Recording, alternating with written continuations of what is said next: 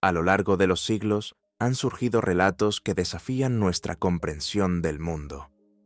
En este episodio exploramos 13 enigmas que borran las líneas entre la historia y el mito, piedras talladas que no deberían existir, guerreros que luchaban en trance, lenguas que nadie ha logrado descifrar, y más, artefactos encontrados en tierras imposibles, figuras legendarias que podrían haber sido reales, civilizaciones perdidas entre las olas del tiempo, historias auténticas, sin certezas. Prepárate para mirar el pasado con nuevos ojos, porque nada de esto debería haber pasado, pero pasó.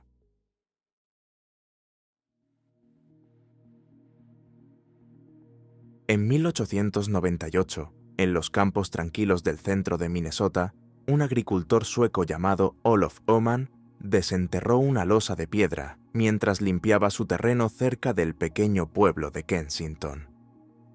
Lo que halló no era una simple roca, era una pieza de granito rectangular, de unos 76 centímetros de alto por 40 de ancho, y con un grosor de aproximadamente 15 centímetros, cubierta con inscripciones talladas en antiguos caracteres rúnicos.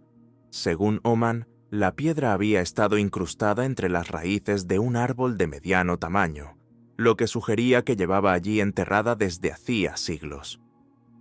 La presencia de raíces enredadas alrededor de la losa reforzaba la impresión de que el hallazgo no era reciente, sino el redescubrimiento de algo muy antiguo. Así nació uno de los misterios más desconcertantes de la arqueología norteamericana, uno que despertaría pasiones, debates y escepticismo durante más de un siglo. La inscripción, cuando fue cuidadosamente copiada y traducida por expertos en runas, parecía narrar la historia de un grupo de exploradores nórdicos que, en el año 1362, habrían llegado hasta el corazón del continente americano. El texto relataba una expedición de hombres que, tras adentrarse por ríos y caminos interiores, sufrieron una tragedia. 10 de sus compañeros murieron, aparentemente víctimas de un ataque o una calamidad desconocida. La piedra, según esta narración, fue colocada como un monumento para conmemorar a los caídos. De ser esto cierto, la historia de los descubrimientos en América se vería profundamente alterada. No solo confirmaría que los vikingos llegaron a América del Norte siglos antes que Cristóbal Colón, algo ya sugerido por el asentamiento de Lance Oaks Meadows en Terranova, sino que iría mucho más allá. Significaría que se adentraron miles de kilómetros hacia el interior, hasta lo que hoy es el medio oeste de Estados Unidos. Un hecho que, de confirmarse, transformaría nuestra comprensión del alcance de la exploración nórdica en el Nuevo Mundo. Pero desde el principio, la piedra generó polémica. El hallazgo, lejos de ser celebrado unánimemente como una revelación histórica, fue recibido con una mezcla de asombro y escepticismo. Lingüistas, historiadores y arqueólogos se volcaron a estudiar la inscripción con minuciosidad, examinando cada trazo rúnico en busca de pistas que revelaran su origen verdadero. Pronto comenzaron a surgir señales preocupantes. Muchos especialistas señalaron inconsistencias en la gramática, errores en la ortografía y el uso de palabras que no encajaban con el nórdico antiguo del siglo XIV. En lugar de ello, las estructuras lingüísticas parecían coincidir mucho más con los dialectos escandinavos hablados en el siglo XIX, en la misma época en que Olof Öhman vivía en Minnesota. Estas observaciones levantaron sospechas fundadas sobre la autenticidad del artefacto. ¿Cómo era posible que una inscripción supuestamente medieval empleara un lenguaje moderno? ¿Y por qué contenía formas gramaticales que no habían sido documentadas en ninguna otra inscripción rúnica genuina? La teoría de una falsificación moderna empezó a cobrar fuerza entre los académicos. La controversia no terminó ahí. Geólogos se sumaron a la discusión, analizando la piedra desde una perspectiva distinta, la del desgaste y los patrones de erosión en los surcos tallados. Algunos expertos afirmaron que la profundidad de las runas y la pátina del granito eran coherentes con una antigüedad de varios siglos, lo que respaldaría la posibilidad de un origen medieval. Sin embargo, otros geólogos discreparon tajantemente. A su juicio, las marcas parecían demasiado limpias, los bordes poco erosionados, como si hubieran sido hechas con herramientas metálicas modernas, no con instrumentos de hierro o piedra antiguos. Esta dualidad en los estudios, lingüísticos por un lado, geológicos por otro, intensificó el debate. Mientras algunos defendían la autenticidad del hallazgo con argumentos basados en el desgaste natural de la piedra, otros lo descartaban como una falsificación diseñada para impresionar, tal vez incluso como una broma o una maniobra para ganar notoriedad.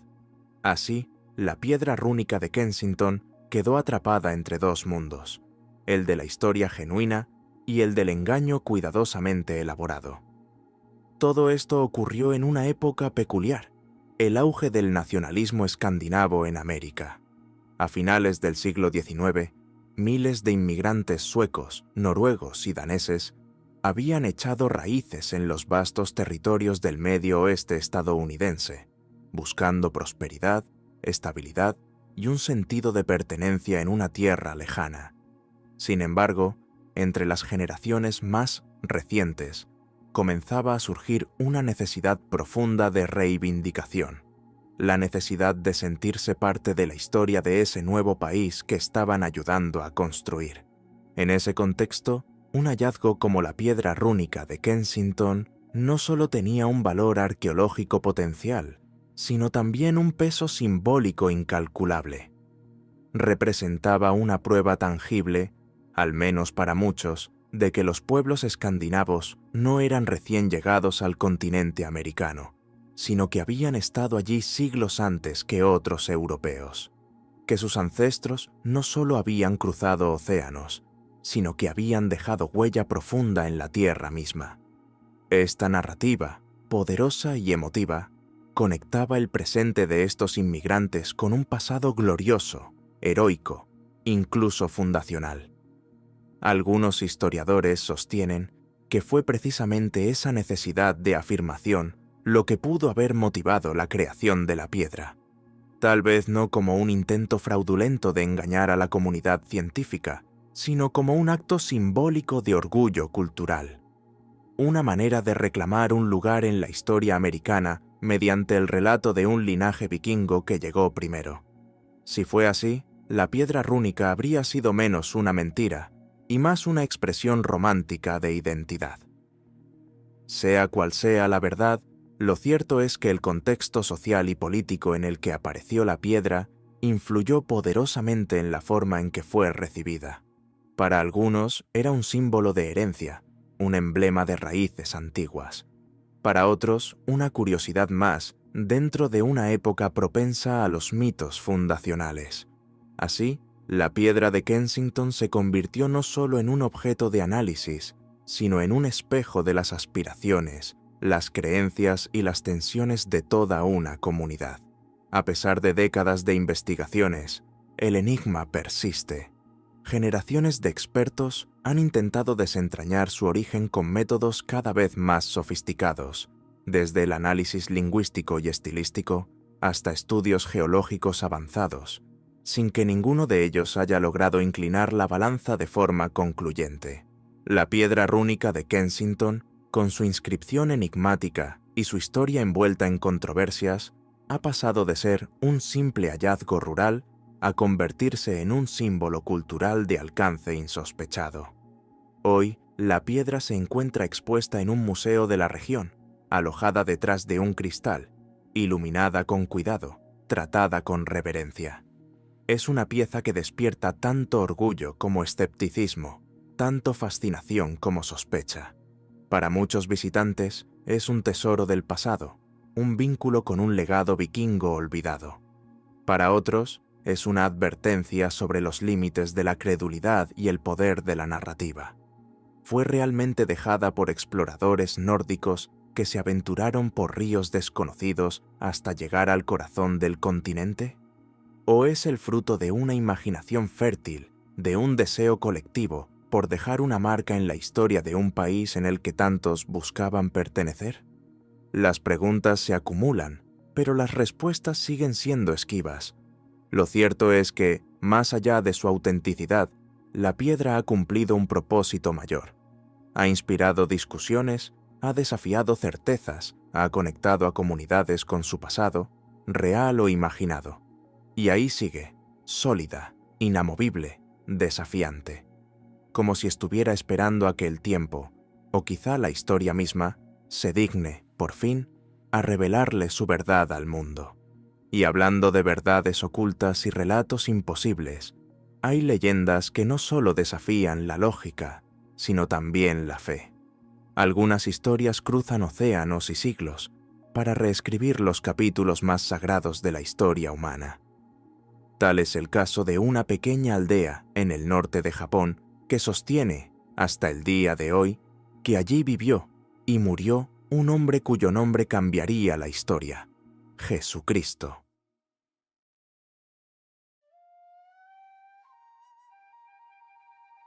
En una apartada aldea del norte de Japón, rodeada de colinas verdes y extensos campos de cultivo, se esconde uno de los relatos más extraños y desconcertantes de la historia religiosa no oficial.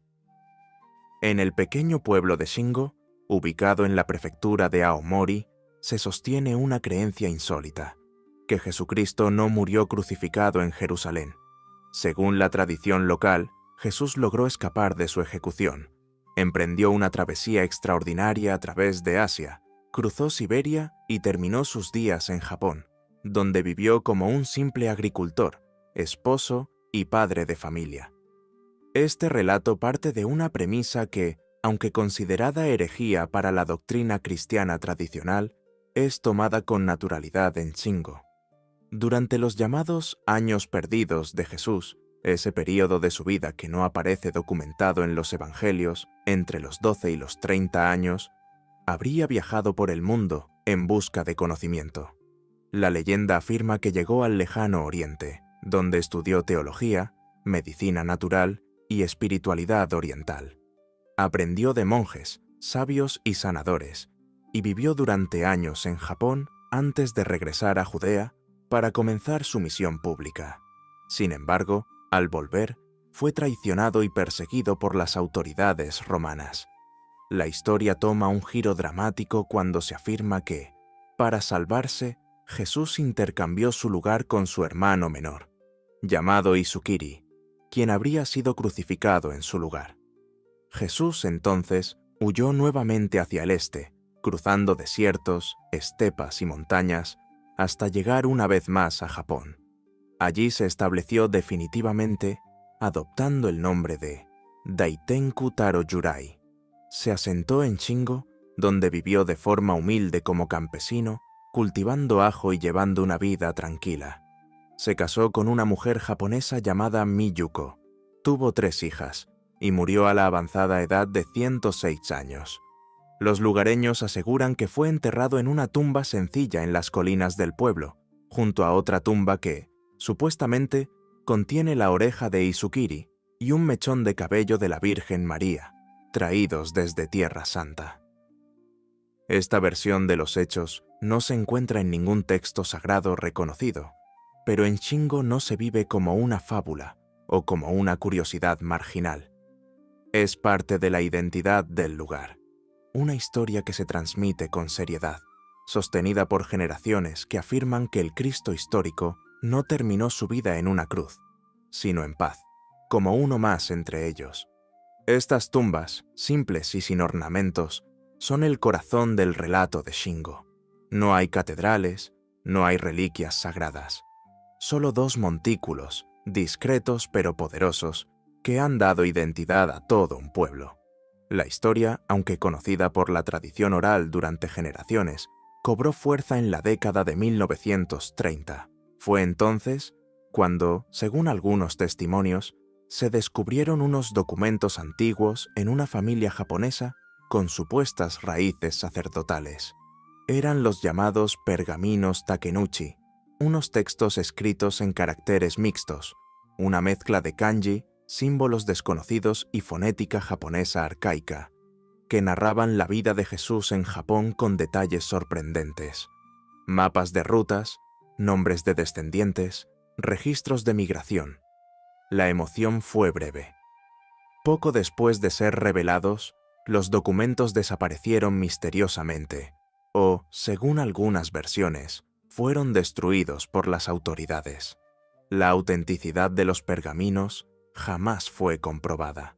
Ningún experto independiente pudo estudiarlos a fondo antes de que desaparecieran, y hasta hoy persisten dudas sobre si existieron realmente o si fueron una invención posterior.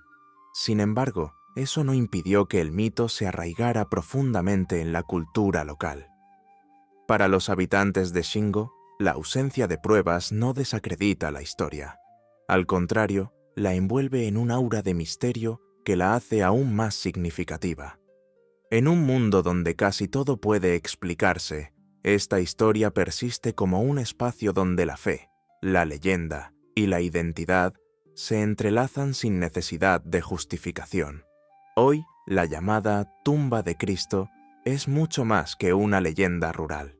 Se ha convertido en una atracción turística que cada año atrae a miles de curiosos, creyentes, escépticos y estudiosos del folclore. Shingo, una aldea que de otro modo pasaría desapercibida, se autoproclama con orgullo como el hogar de Cristo en Japón. La señalización que guía a los visitantes no deja lugar a dudas. Allí, entre arrozales y caminos estrechos, el pasado y la posibilidad de lo imposible conviven en plena armonía. Cada primavera, el pueblo celebra un ritual en memoria de Jesucristo, una ceremonia que mezcla cantos, danzas y ofrendas con elementos tradicionales japoneses. Los participantes no rezan en arameo ni entonan himnos latinos, sino que rinden homenaje a su forma local de Cristo agricultor, el hombre sabio que vivió en paz y murió como uno más de ellos. La escena resulta desconcertante, pero profundamente reveladora. Una muestra de cómo las grandes narrativas del mundo pueden adaptarse, moldearse y convertirse en parte de la memoria colectiva de una comunidad. Un pequeño museo junto a la tumba preserva lo que se ha convertido en el archivo informal de esta historia.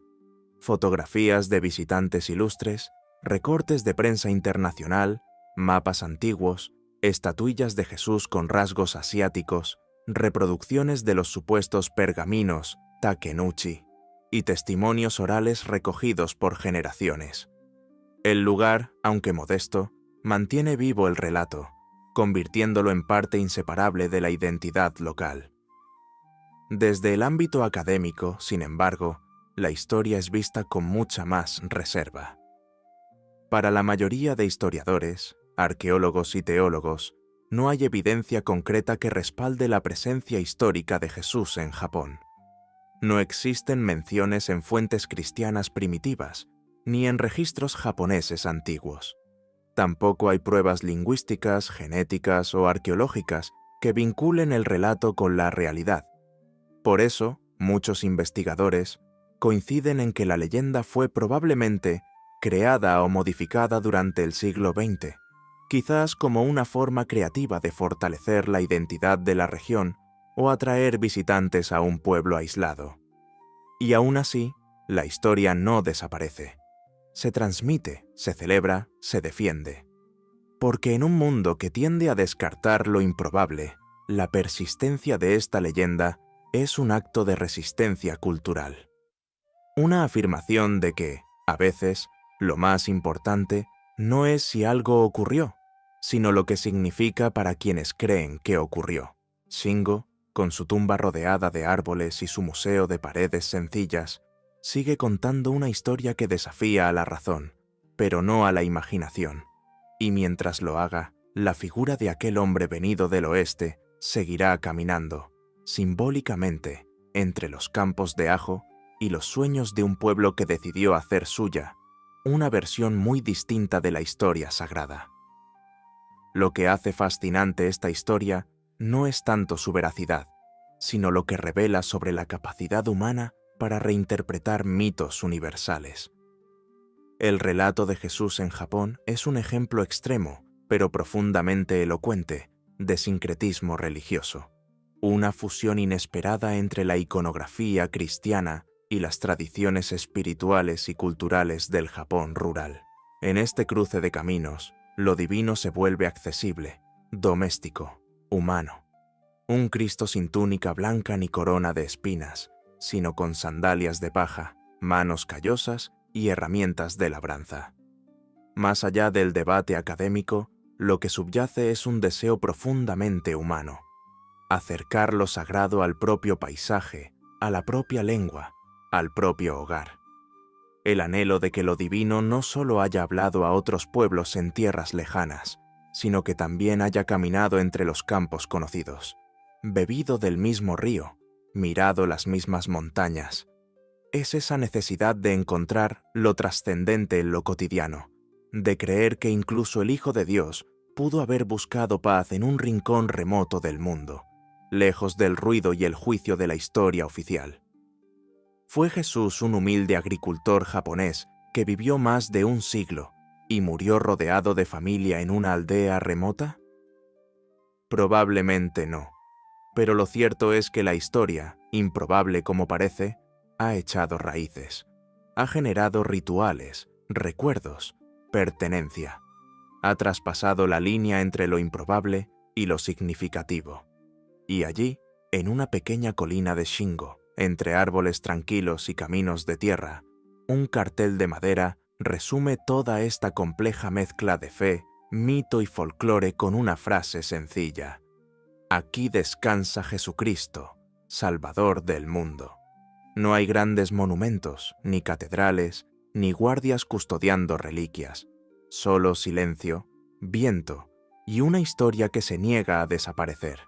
Y lo más curioso de todo es que la tumba sigue allí, tranquila, inalterable, como si, al igual que la piedra de Kensington, aguardara pacientemente a que alguien, algún día, revele una verdad que quizás no sea histórica, pero sí profundamente humana.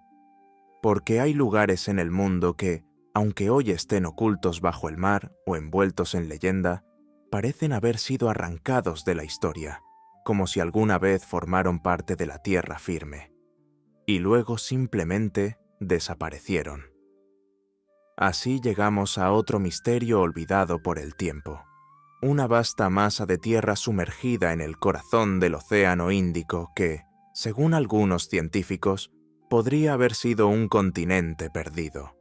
Su nombre es la meseta de Kerguelen, y su historia, como las anteriores, parece sacada de un mapa que ya no existe.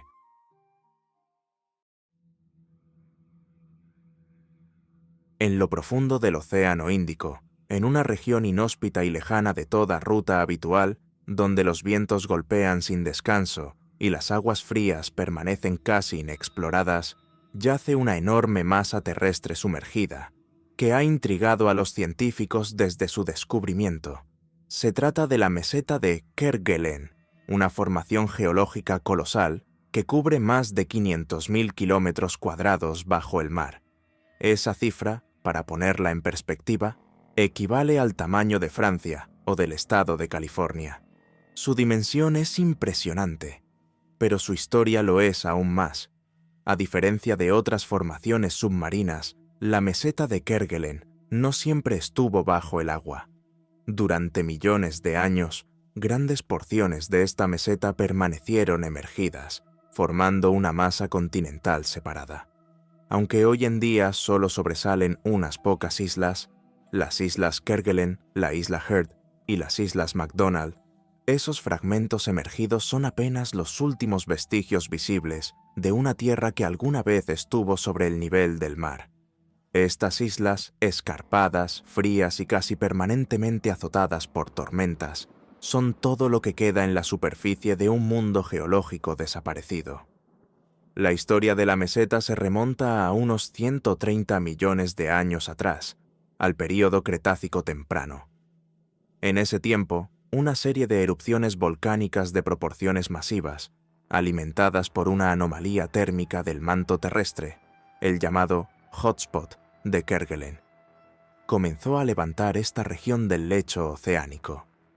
A medida que la lava basáltica fluía y se solidificaba, se acumulaba sobre una base más antigua de corteza continental, lo que dio origen a una formación inusual. No era una típica montaña oceánica, ni una plataforma continental común. Era algo intermedio, una estructura híbrida, nacida de procesos tanto oceánicos como continentales. Durante millones de años, este bloque permaneció parcialmente expuesto. Era una isla masiva, tal vez incluso una cadena de islas, cubierta de vegetación, con lagos, montañas y formas de vida terrestre. Los fósiles hallados en sedimentos de la meseta, entre ellos restos de árboles coníferos, sugieren que su superficie fue lo suficientemente estable y fértil como para albergar ecosistemas completos. Esta tierra perdida sirvió, posiblemente, como puente natural entre los antiguos continentes que formaban Gondwana, India, Australia, la Antártida y Madagascar. Pero nada en la Tierra permanece inmutable. Con el paso del tiempo, la meseta de Kerguelen comenzó a hundirse lentamente. Las placas tectónicas se desplazaron, el calor interno que la sostenía se desvió, y el peso acumulado de las rocas volcánicas provocó una lenta pero constante subsidencia.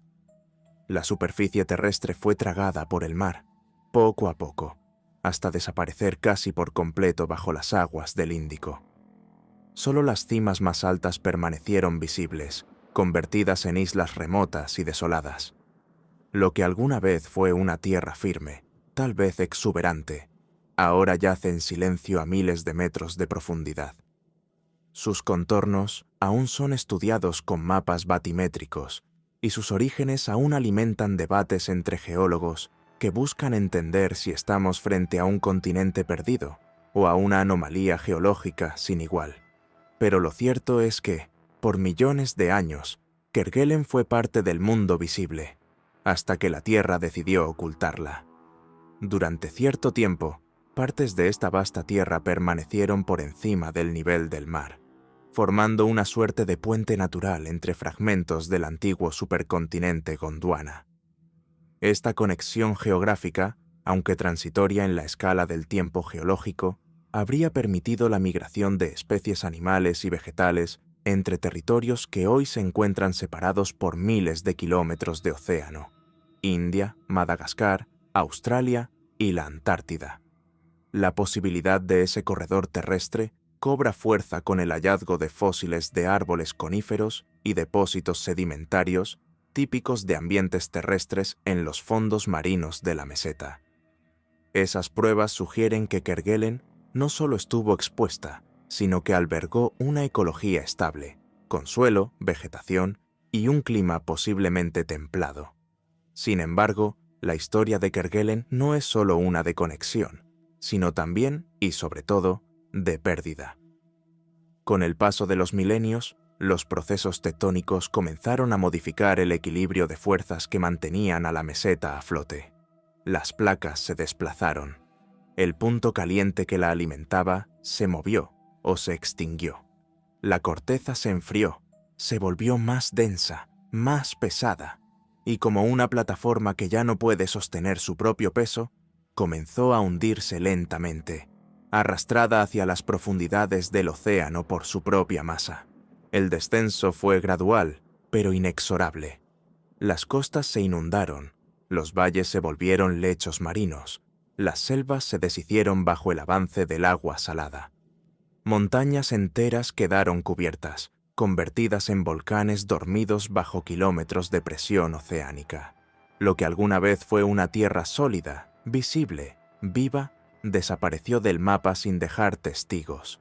Hoy, el 95% de la meseta de Kerguelen se encuentra sumergida, a profundidades que oscilan entre los 3.000 y los 6.000 metros bajo la superficie del mar.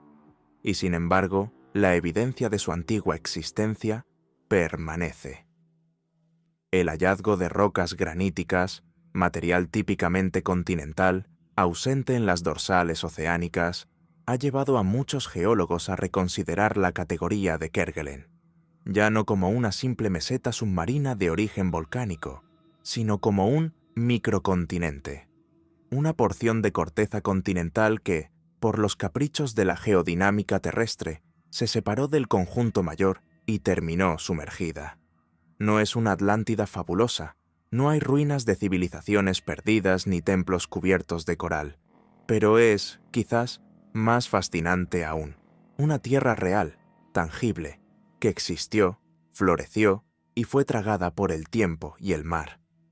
Una Atlántida sin mito, pero con pruebas. Aún así, no todos los geólogos están dispuestos a otorgarle a la meseta de Kerguelen el estatus de continente perdido. El término, cargado de implicaciones históricas y científicas, exige criterios específicos que Kerguelen no cumple de forma indiscutible. Para muchos expertos, la composición de la meseta, dominada por basaltos volcánicos más típicos del fondo oceánico que de un continente, es un factor determinante. Además, su elevación actual, completamente sumergida, no se ajusta y orienta la definición clásica de continente, que requiere una corteza espesa, estable y, sobre todo, emergida. Desde esta perspectiva, Kerguelen sería más bien una anomalía geológica, demasiado extensa para ser ignorada, pero también demasiado sumergida y heterogénea para ser reconocida formalmente como continente. No encaja del todo en ninguna categoría, como una pieza que no termina de ajustarse a ningún rompecabezas conocido. Un territorio sin nombre exacto, sin fronteras visibles, atrapado entre definiciones científicas y los límites de nuestra comprensión. Y sin embargo, su existencia misma plantea una reflexión más profunda. La historia de Kerguelen es un recordatorio poderoso de que la Tierra no es una estructura fija, sino un organismo en constante transformación. Durante eones, el planeta ha moldeado, elevado y borrado sus propios paisajes. Ha creado cordilleras y luego las ha deshecho. Ha unido continentes y luego los ha separado. Lo que hoy vemos como eterno y firme, alguna vez no existió y quizá un día también desaparezca. Bajo la superficie aparentemente inmóvil del océano, yacen no solo secretos geológicos, sino antiguos mundos, tierras que florecieron, se hundieron y fueron olvidadas.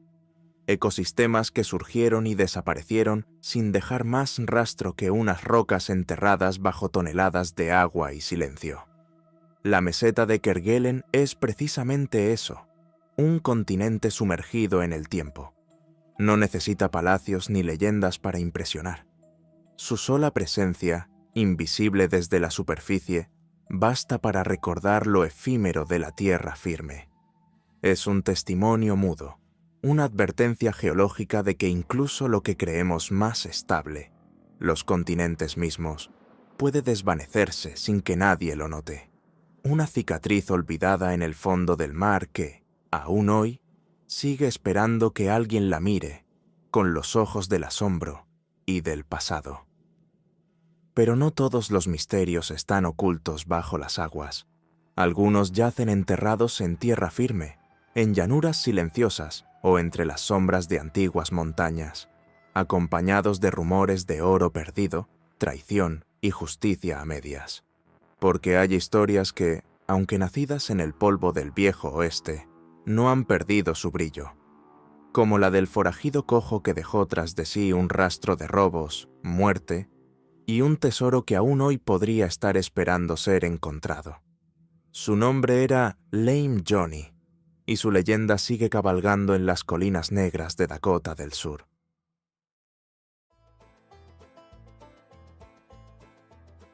En los días turbulentos del viejo oeste, cuando la frontera americana era un territorio sin dueño claro y la ley se imponía con más plomo que justicia, surgió una figura envuelta en sombras, astucia y violencia. Su nombre de nacimiento era Cornelius Donahue, pero con el tiempo todos lo conocieron como Lame Johnny, Johnny el Cojo, apodo que recibió por una cojera marcada y permanente que lo acompañó desde joven. Nacido alrededor de 1850 en Filadelfia, Donahue parecía, al principio, destinado a una vida respetable, educado y prometedor, pero el rumbo de su vida se desvió lentamente, hasta perderse entre caballos robados, diligencias asaltadas y un tesoro del que aún no se ha sabido nada. Su infancia transcurrió en condiciones difíciles, pero no sin oportunidades. Fue admitido en el Girard College, una institución creada para niños huérfanos o en situación de pobreza. Allí, Cornelius destacó por su inteligencia, su comportamiento ejemplar y su disciplina. Era un alumno aplicado, respetado por sus compañeros y maestros. Pero cuando terminó sus estudios en 1872, el mundo que lo esperaba afuera era otro, más hostil, más incierto, más rápido en castigar que en perdonar. Intentó integrarse en la vida laboral como muchos jóvenes de su tiempo. Se dirigió hacia el suroeste, buscando trabajo como vaquero en Texas. Sin embargo, pronto comenzaron a circular rumores. Se decía que Donahue participaba en el robo de caballos, un delito grave, aunque bastante común entre los cowboys de la época. Robar y vender caballos era negocio rentable, pero sumamente peligroso. Ser sorprendido podía costar la vida sin juicio previo. Cuando la fiebre del oro empezó a extenderse hacia el norte, Johnny no lo dudó. En 1876 se trasladó a las Colinas Negras de Dakota del Sur, una región rica en yacimientos auríferos y todavía sin autoridad establecida.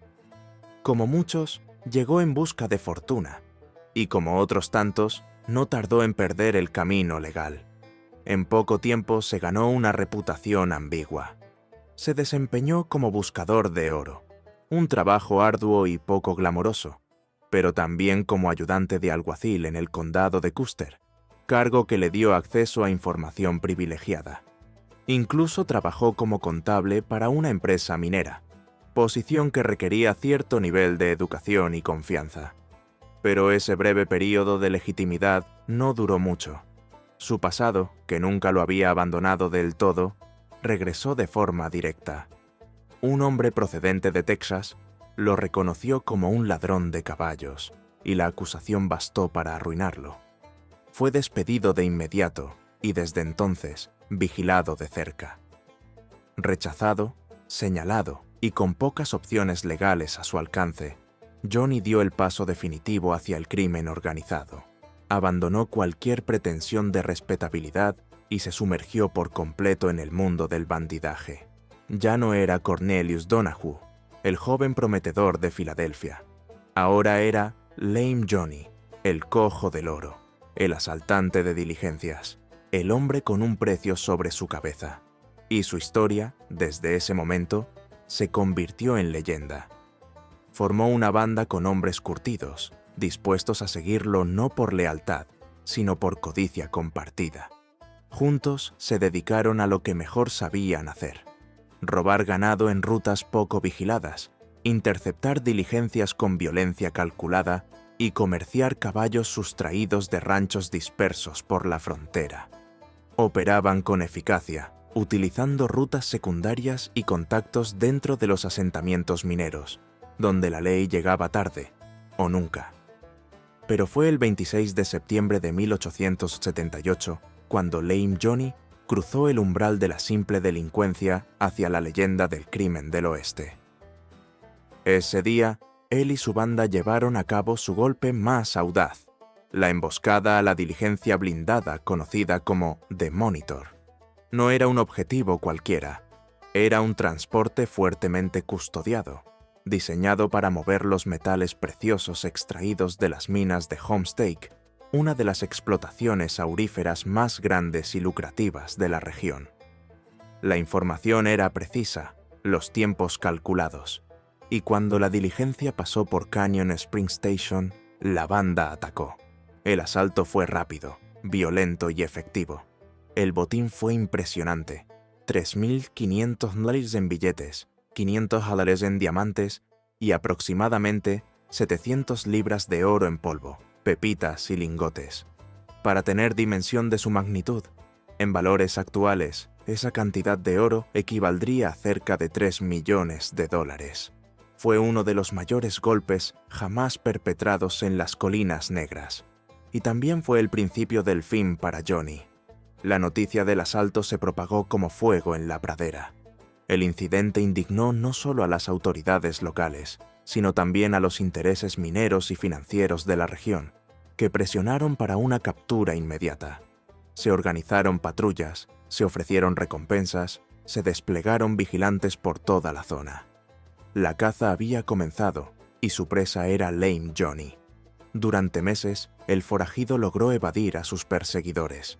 Cambió de escondites, abandonó a miembros de su banda, utilizó rutas desconocidas incluso para los lugareños, pero en julio de 1879, la suerte lo abandonó. Fue capturado cerca de la reserva indígena de Pine Ridge y puesto bajo custodia. Las autoridades decidieron trasladarlo a Deadwood para que enfrentara juicio. Pero Johnny nunca llegó. En el camino, la diligencia que lo transportaba fue interceptada cerca de Buffalo Gap por un grupo de hombres enmascarados. Eran muchos, armados y decididos. Detuvieron el vehículo sin derramar sangre. Querían una sola cosa: saber dónde estaba el oro. Lo interrogaron en el acto. Querían coordenadas, un mapa, un nombre. Pero Johnny no habló, o al menos no lo suficiente. Tal vez no sabía, tal vez mintió, tal vez solo intentaba ganar tiempo. No hubo juicio, ni celda, ni última palabra. Lo sacaron por la fuerza de la diligencia, lo llevaron a un árbol de olmo y lo colgaron allí mismo, aún con las cadenas puestas. Fue una ejecución extrajudicial, rápida y brutal. Lo dejaron suspendido al viento como advertencia para los demás. Así terminó la vida de Lame Johnny, sin redención, sin testigos confiables, sin confesión y sin rastro del oro. Desde entonces, el paradero del oro ha permanecido envuelto en misterio. Aquellas 700 libras de oro, tan reales como la sangre que corrió para conseguirlas, simplemente desaparecieron.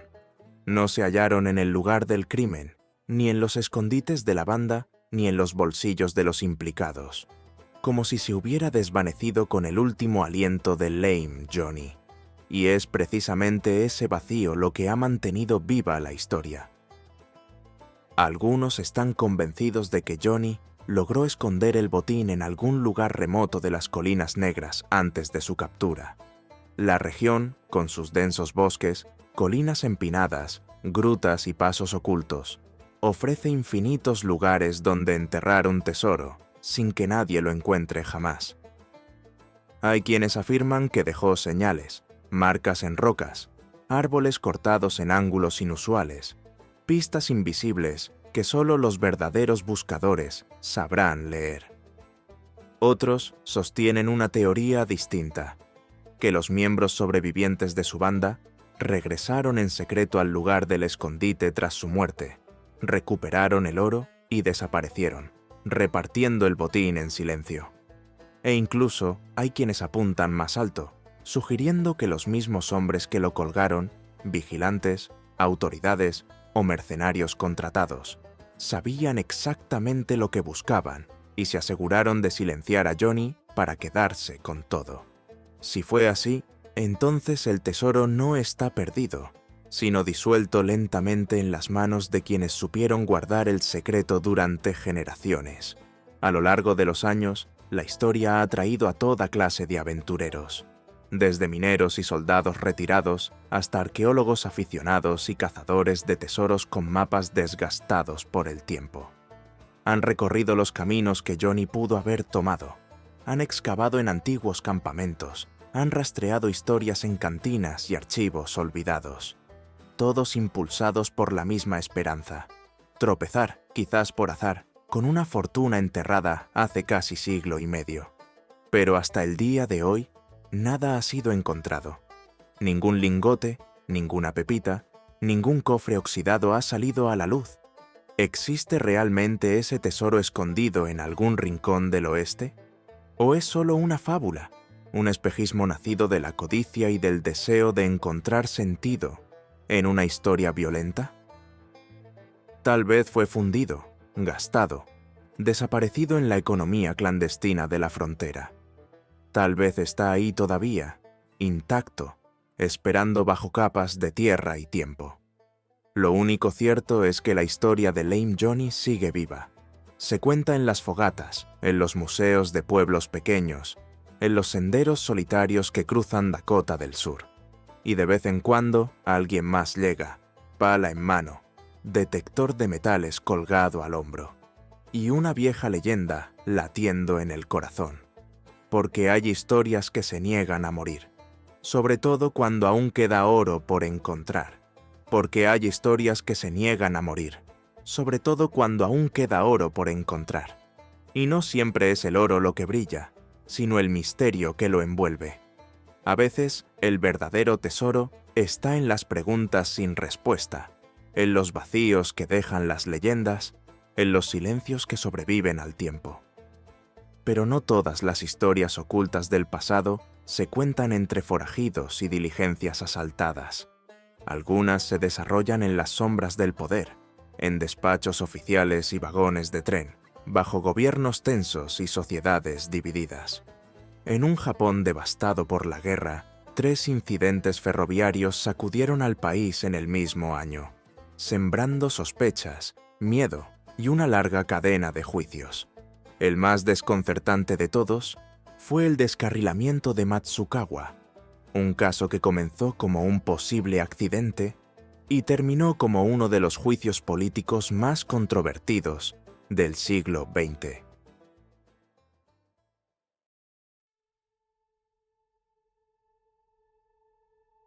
En las primeras horas del 17 de agosto de 1949, cuando aún reinaba la oscuridad sobre la prefectura de Fukushima, un tren de pasajeros recorría la línea principal de Tohoku.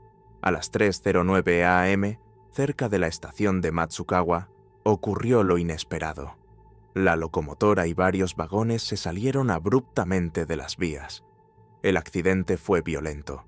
3 trabajadores ferroviarios murieron en el lugar. No hubo tiempo para auxilios ni explicaciones. Fue repentino, brutal y trágico. Pero lo que pudo haber sido clasificado como un accidente ferroviario, más pronto se convirtió en un caso de implicaciones mucho mayores. Japón, apenas 4 años después del fin de la Segunda Guerra Mundial, vivía una etapa de reconstrucción lenta, dolorosa y plagada de tensiones. Las ciudades seguían en ruinas, la economía era frágil, el desempleo alto y la desconfianza política constante. El ambiente era volátil. El país estaba atravesado por huelgas obreras, conflictos laborales y una creciente polarización ideológica. En ese contexto, el descarrilamiento del tren no fue visto como un error técnico ni un hecho fortuito. Las autoridades rápidamente comenzaron a tratarlo como un acto deliberado, un sabotaje contra el sistema. Y no era el único incidente inquietante del año. En ese mismo 1949, el presidente de Ferrocarriles Nacionales, Sadanori Shimoyama, fue hallado muerto en circunstancias misteriosas. Oficialmente fue considerado un suicidio, pero muchos sospechaban lo contrario. Días después, otro tren, esta vez sin conductor, recorrió varios kilómetros sin control. La sucesión de eventos dejó al país en vilo. Ante la presión mediática y política, el gobierno necesitaba respuestas y, sobre todo, necesitaba culpables. Fue entonces cuando el caso Matsukawa dejó de ser un accidente ferroviario y se convirtió en una pieza clave dentro de la guerra interna por el control del Japón de posguerra. Con el país sumido en el caos y la tensión, las autoridades actuaron con rapidez. En cuestión de semanas, la policía detuvo a 20 personas, la mayoría de ellas trabajadores ferroviarios y miembros del Sindicato Nacional de Ferrocarriles, muchos también afiliados al Partido Comunista Japonés. La acusación fue directa: sabotaje premeditado. Según la versión oficial, los sospechosos habían desmontado deliberadamente una placa metálica que mantenía unidas las vías, provocando así el descarrilamiento. El caso pasó de inmediato a los tribunales. Los fiscales presentaron confesiones obtenidas durante interrogatorios prolongados, pero sin pruebas físicas contundentes. No hubo testigos ni evidencia forense clara. La defensa denunció coerción, manipulación y presiones políticas. Aún así, en 1953, varios acusados fueron condenados, algunos incluso sentenciados a muerte. Sin embargo, el caso no terminó allí. La presión pública creció. Apelaciones y campañas civiles impulsaron una revisión del proceso. En 1959, el Tribunal Superior de Tohoku revocó las sentencias y absolvió a todos los acusados, decisión que fue finalmente ratificada por la Corte Suprema en 1963. A pesar del fallo, ninguno fue compensado de inmediato y la investigación nunca determinó la verdadera causa del accidente. El descarrilamiento de Matsukawa dejó una herida abierta en la justicia japonesa. Fue un juicio sin pruebas, impulsado por miedo y conveniencia política. Y aunque los acusados fueron liberados, las preguntas aún siguen ahí. ¿Fue sabotaje? ¿Accidente? ¿Una cortina de humo? La respuesta, más de medio siglo después, sigue sin llegar. La absolución definitiva llegó en 1983, pero el daño ya estaba hecho. Para entonces, muchos de los acusados habían perdido más de 10 años de su vida tras las rejas. Salieron libres, pero con sus nombres manchados, sus carreras destruidas y sus familias fracturadas por la vergüenza y la injusticia. No hubo disculpas inmediatas, tampoco indemnizaciones, solo el silencio oficial de un sistema que prefirió pasar página antes que asumir errores. El caso de Matsukawa quedó como una advertencia, no solo sobre la fragilidad del sistema judicial en tiempos de crisis, sino sobre lo fácil que es criminalizar a los más vulnerables cuando el poder necesita chivos expiatorios. Lo que comenzó como un descarrilamiento físico terminó convirtiéndose en un símbolo del descarrilamiento institucional de una nación en reconstrucción. En 1970, el caso fue archivado de forma definitiva. Nadie fue condenado. Nadie fue absuelto de responsabilidad política. Y hasta el día de hoy, la causa real del accidente sigue siendo un misterio. ¿Sabotaje sindical? ¿Negligencia técnica? ¿Manipulación estatal? Nunca lo sabremos. Lo único cierto es que el tren cayó una vez, pero la justicia japonesa tardó 20 años en volver a ponerse en pie, porque hay relatos que no se hunden con los hechos, sino que sobreviven al paso del tiempo, alimentados por la repetición, el asombro o la duda. Algunos nacen en los tribunales, otros en los campos de batalla, y otros más en las sagas tejidas al calor de una hoguera, como el de Ragnar Lodbrok, guerrero, explorador, rey, o quizás solo un mito, una figura cuya existencia divide a historiadores desde hace siglos. ¿Fue real? ¿Fue muchos hombres en uno? ¿O fue solo una leyenda nacida para inspirar miedo y orgullo en partes iguales? La siguiente historia se adentra en ese dilema, entre lo que se puede probar y lo que se sigue creyendo.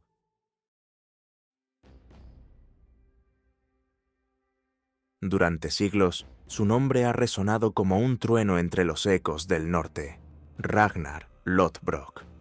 Un guerrero vikingo que, según las crónicas y leyendas, saqueó París, aterrorizó las costas de Inglaterra, desposó a nobles mujeres y murió de una forma tan brutal como memorable, arrojado a un pozo de serpientes venenosas por sus enemigos. Su historia ha sido contada y recontada en sagas islandesas, poemas épicos y canciones populares, pero también ha sido puesta en duda por historiadores modernos que, aún hoy, debaten una sola cuestión esencial: ¿existió realmente? Ragnar representa uno de los casos más emblemáticos de esa delgada línea entre la historia y la mitología. Las principales fuentes que lo mencionan no son registros oficiales ni crónicas contemporáneas, sino relatos escritos siglos después de los hechos, sagas literarias cargadas de simbolismo, héroes sobrehumanos, batallas imposibles y criaturas míticas. En ellas, Ragnar es hijo de un rey sueco, un navegante intrépido, conquistador de reinos y padre de una prole legendaria: Ivar el Deshuesado, Bjorn Ironside, Sigurd Serpiente en el Ojo Hvitserk y Ragnald, todos ellos con sus propias gestas, documentadas con mayor o menor certeza histórica. Según las sagas, Ragnar navegó junto a sus hijos en expediciones que cruzaron mares embravecidos y ríos lejanos. Saqueó ciudades, derrotó ejércitos cristianos, humilló a reyes europeos y se enfrentó incluso a criaturas fantásticas como dragones y gigantes. Sus hazañas abarcan territorios desde Escandinavia hasta el corazón de Francia e Inglaterra. Pero el episodio que realmente lo convirtió en leyenda fue su muerte. Capturado por el rey Ela de Northumbria, Ragnar fue ejecutado de manera cruel, arrojado vivo a un pozo lleno de serpientes venenosas. No suplicó, no lloró.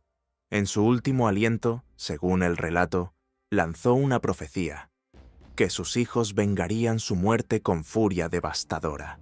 Aquella frase, más allá de su autenticidad, se convirtió en una promesa grabada a fuego en la tradición vikinga. Una llamada a la venganza, al honor y al miedo que aún hoy inspira su nombre. El verdadero desafío para los historiadores es separar al hombre, si es que existió, del mito que lo envuelve. Las crónicas contemporáneas, que son las más valoradas por la historiografía, apenas mencionan su nombre, si es que lo hacen. Sí hablan en cambio de sus supuestos hijos, Ivar, Bjorn y los demás, quienes lideraron el temido gran ejército pagano que arrasó Inglaterra a mediados del siglo IX. Pero Ragnar, como figura clara y central en esos documentos, simplemente no aparece, y eso alimenta aún más la duda. Algunos investigadores sostienen que Ragnar Lodbrok nunca fue una persona real, sino una invención poética, un arquetipo de guerrero vikingo creado para dar unidad y sentido épico a la historia oral del pueblo escandinavo. Un héroe idealizado que representa valores, hazañas y símbolos colectivos más que hechos comprobables. Otros, en cambio, creen que sí hubo un Ragnar real, pero que sus gestas fueron infladas, multiplicadas y adornadas con el paso de los siglos hasta convertirse en leyenda. También hay una tercera posibilidad, que Ragnar Lodbrok no fuera un nombre propio, sino un título, un alias usado por varios jefes vikingos cuyas acciones terminaron fusionándose en un solo relato. Bajo esta teoría, el personaje de las sagas sería una amalgama de múltiples figuras históricas. Se habla, por ejemplo, de Reginerus, el líder vikingo que asedió París en 845 y que podría haber sido la inspiración original, o de Ragnar, caudillo que luchó en Irlanda décadas después, ambos reales, ambos documentados, pero nunca identificados como Ragnar en vida. Así, el nombre Ragnar Lodbrok podría ser más un contenedor de memoria colectiva que un retrato fiel de un solo hombre. Una figura moldeada por la tradición oral, las necesidades narrativas de las sagas y la fascinación del mundo medieval por los héroes más grandes que la vida. Un símbolo que trascendió a cualquier evidencia concreta. Y sin embargo, su legado ha demostrado ser más fuerte que la duda.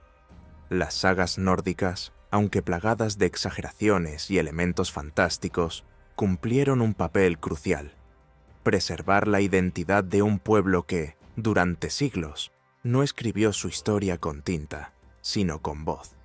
En ellas, Ragnar no es solo un personaje, es una idea. Representa la audacia de navegar hacia lo desconocido, la ferocidad en la batalla, la lealtad familiar y la implacable búsqueda de gloria. En su figura se condensa el espíritu vikingo, feroz, indomable, expansivo. Hoy, su presencia se ha multiplicado en la cultura global. Es protagonista de series de televisión, figura central en videojuegos, inspiración para novelas históricas y personaje recurrente en debates académicos. Su imagen, de guerrero tatuado, con trenzas, piel curtida y espada al cinto, ha sido grabada en la mente colectiva junto a las de otros grandes nombres de la historia. Pese a las dudas sobre su existencia, Ragnar Lodbrok ha alcanzado un estatus que muchos personajes históricos documentados jamás conocerán. ¿Fue real? ¿Fue el eco de muchos? ¿O simplemente una creación poderosa nacida de la necesidad de contar grandes historias? No lo sabemos, y quizá nunca lo sabremos. Pero eso no importa tanto como parece, porque, en cierto modo, lo que define a una leyenda no es si ocurrió, sino si perdura. Y Ragnar, sin lugar a dudas, perdura. En los libros, en la pantalla, en la memoria colectiva, y en cada rincón del mundo donde alguien escuche su nombre y se pregunte, ¿y si fue verdad? Porque hay nombres y lugares que, aunque envueltos en el misterio, resisten al olvido. No por lo que se sabe de ellos, sino precisamente por lo que no se sabe. Territorios mencionados en textos antiguos, cargados de riquezas, incienso y exotismo, pero cuya ubicación exacta se ha perdido con el tiempo. Uno de los más enigmáticos es la tierra de Punt. Los egipcios la consideraban una tierra sagrada, fuente de tesoros naturales y símbolos divinos. Pero aún hoy, miles de años después, nadie puede señalar con certeza dónde estuvo. ¿Fue Etiopía? ¿Yemen? ¿Somalia? Lo que sí sabemos es que Punt existió en la mente del antiguo Egipto como una tierra de maravillas, y eso basta para que su leyenda siga viva.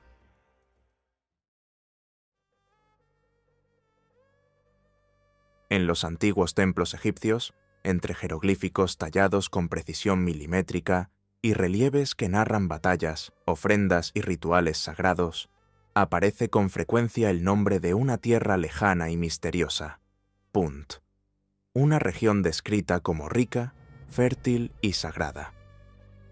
Para los egipcios, Punt era mucho más que un destino comercial. Era una fuente casi mítica de abundancia, el lugar de origen de productos exóticos y valiosos como incienso, mirra, ébano, oro, marfil y animales que no existían en el Nilo. En la imaginación del antiguo Egipto, Punt representaba el ideal de opulencia y conexión divina.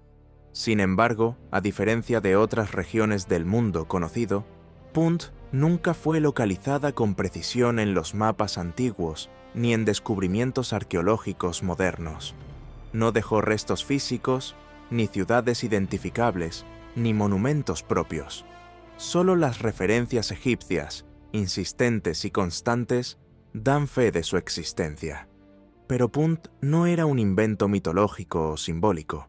Era, según los registros, un socio comercial real.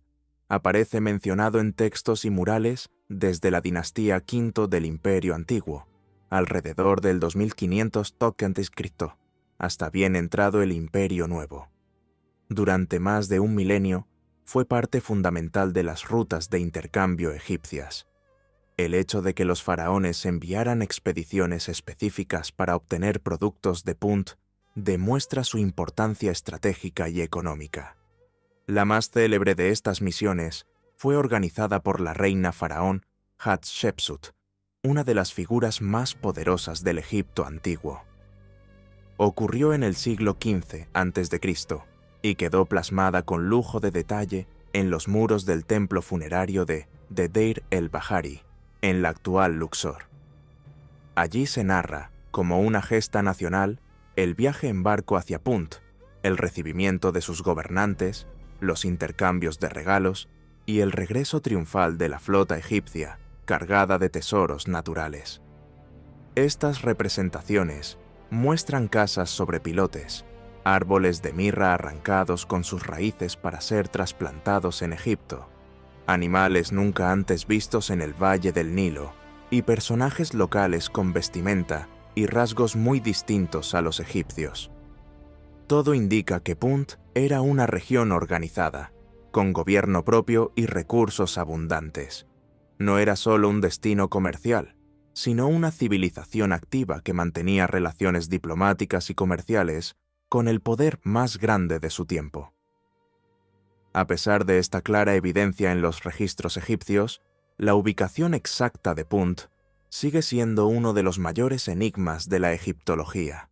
Durante siglos, investigadores han intentado situarla en el mapa, guiándose por descripciones geográficas, los productos traídos desde allí y las rutas de navegación representadas en los relieves. Pero no hay consenso.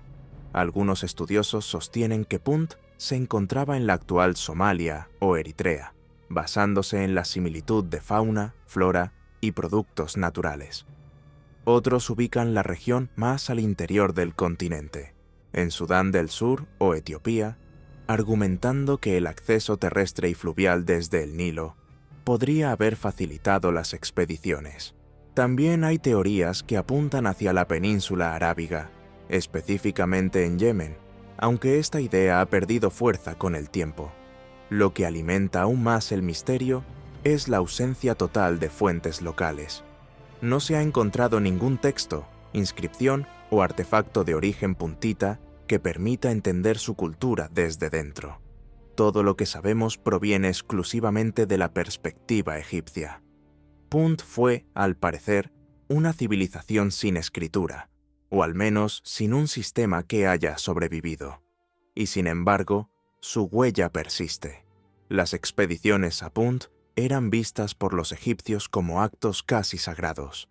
Las plantas de mirra traídas desde allí fueron consideradas regalos divinos, y sus raíces replantadas con ceremonias especiales en los jardines de los templos. Incluso los animales exóticos, como monos y jirafas, eran tratados como ofrendas vivientes a los dioses. Punt era más que un comercio. Era símbolo de una conexión con lo lejano, lo puro, lo bendecido. Y quizá por eso, cuando desapareció de la historia, no lo hizo con estruendo ni con guerras, sino simplemente dejando de ser mencionado.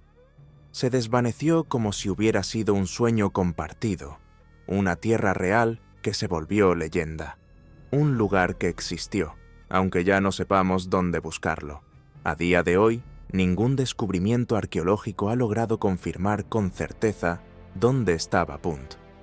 No se han encontrado restos de sus ciudades, ni tumbas, ni artefactos firmados por su propia cultura. Solo los ecos de su existencia, transmitidos por los egipcios, mantienen viva su memoria. Eso es lo que la convierte en una tierra tan fascinante. Fue real, documentada, esencial para una de las civilizaciones más avanzadas del mundo antiguo. Y sin embargo, se desvaneció por completo. Esa paradoja ha hecho que Punt ocupe un lugar especial en el imaginario de los investigadores. Es una historia incompleta, una pieza faltante en el mapa de la antigüedad. Cada expedición moderna que parte al Cuerno de África o al sur de Arabia lo hace con la esperanza de hallar una pista más, una señal que revele su paradero. Pero hasta ahora, todo sigue siendo hipótesis, y mientras tanto, Punt permanece como un símbolo de lo que la historia aún no ha revelado. Un recuerdo persistente de que incluso en los registros más meticulosos, como los del antiguo Egipto, hay zonas de sombra. Lugares que fueron reales, que marcaron una época y que hoy solo existen en relieves de piedra, entre barcos tallados y árboles de mirra. Punt fue un paraíso comercial, fue tierra sagrada, fue un puente entre lo humano y lo divino, y aunque sus coordenadas se hayan perdido, su leyenda sigue ahí, tan firme como los templos que la inmortalizaron.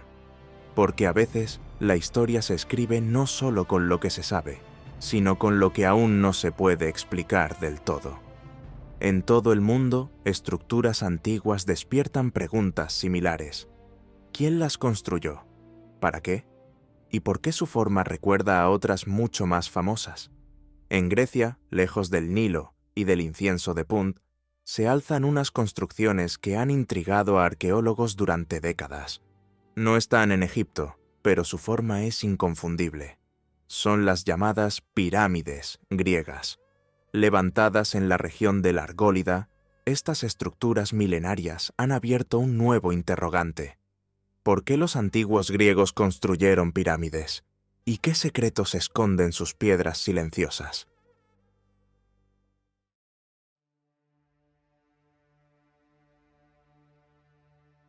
A pocos kilómetros de la antigua ciudad de Argos, en el corazón de la región del Peloponeso, se alzan unas estructuras que, a simple vista, rompen con la imagen clásica de la arquitectura griega. No son templos con columnas ni teatros al aire libre. Son construcciones de forma triangular, con muros que se elevan en ángulo, semejantes a las pirámides. Y aunque su escala no se compara con la majestuosidad de Giza, su mera existencia plantea una pregunta desconcertante. ¿Por qué hay pirámides en Grecia? La más conocida de todas es la pirámide de Helinicón. Construida en piedra caliza, se levanta de forma sobria y silenciosa en un terreno llano, rodeado por olivares. A diferencia de sus pares egipcias, no tiene cámaras subterráneas complejas ni decoraciones internas. El diseño es simple, un pasillo central flanqueado por pequeñas estancias. No hay señales claras de que haya servido como tumba, ni inscripciones que revelen su propósito original. Su estilo arquitectónico no encaja fácilmente en ninguna categoría del mundo griego clásico. Mientras los templos y edificios de esa época se centraban en estructuras abiertas, simétricas y funcionales, la pirámide de Helinicón parece responder a otra lógica, a otro simbolismo. Por eso, desde su redescubrimiento, ha sido objeto de múltiples teorías. El debate más intenso gira en torno a su antigüedad. La mayoría de los arqueólogos la fechan en el siglo IV a.C., apoyándose en fragmentos de cerámica hallados en el sitio que encajan con esa cronología.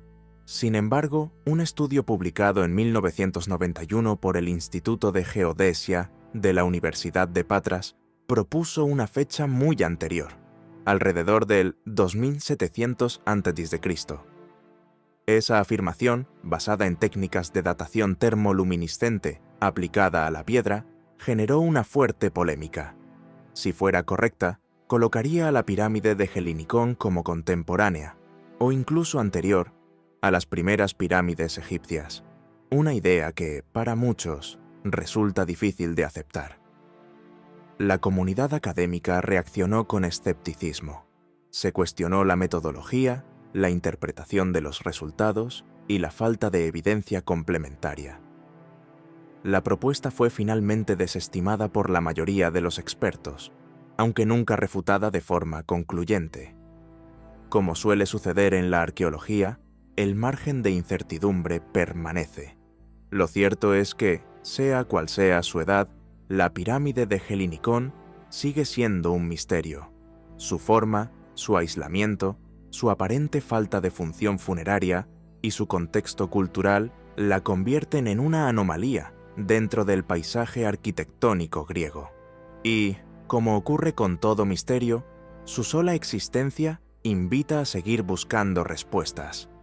La pregunta sobre su propósito sigue sin respuesta definitiva.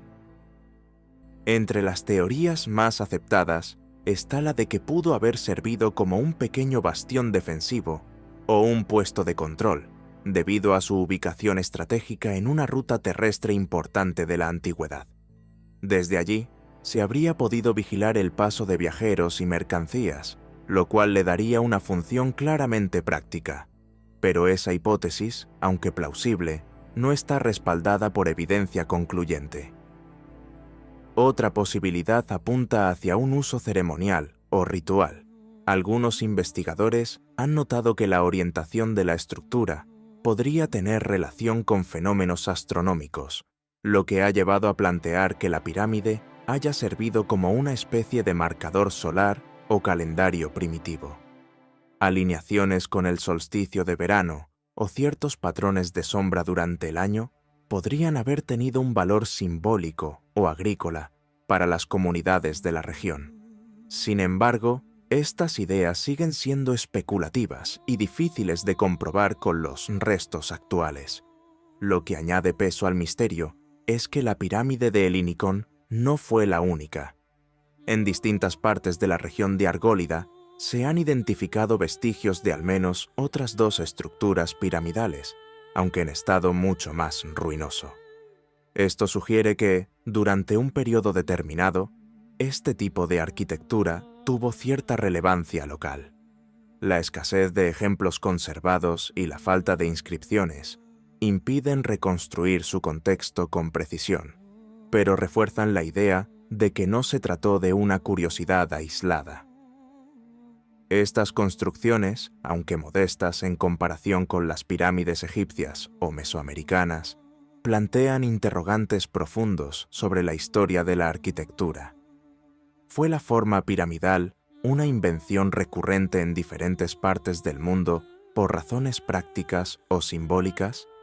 ¿O existieron contactos culturales indirectos que propagaron ciertas ideas estructurales? Nadie lo sabe con certeza. Lo único claro es que estas pirámides griegas, silenciosas y apartadas, siguen desafiando el relato tradicional de la historia. Nos recuerdan que el pasado aún guarda secretos, y que incluso en el corazón del mundo clásico hay enigmas que no encajan del todo con lo que creíamos saber. La ausencia de conexión comprobada entre culturas no impide que la forma piramidal haya aparecido una y otra vez, en épocas y lugares distintos. Es como si la humanidad, en diferentes puntos del planeta y sin conocerse entre sí, hubiese llegado a una misma conclusión: que elevar muros en forma de triángulo no solo ofrecía estabilidad estructural, sino también un vínculo simbólico con el cielo, con los dioses o con la eternidad. Tal vez sea por eso que las pirámides, grandes o pequeñas, despiertan tanto asombro. Son más que construcciones, son declaraciones, y en el caso de Helinicón, la declaración no es de poder imperial ni de divinidad faraónica, sino de persistencia, de presencia. Allí, en medio del silencio rural del Peloponeso, la pirámide sigue en pie.